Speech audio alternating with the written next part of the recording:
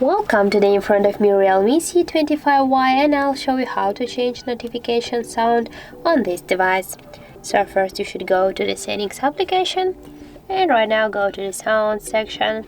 Just scroll a little bit down and you will see here the default notification sound, that's ripples right now. Just tap there and you can choose one from these sounds, or also you can add your personal notification sound from your phone music, from your Google Drive.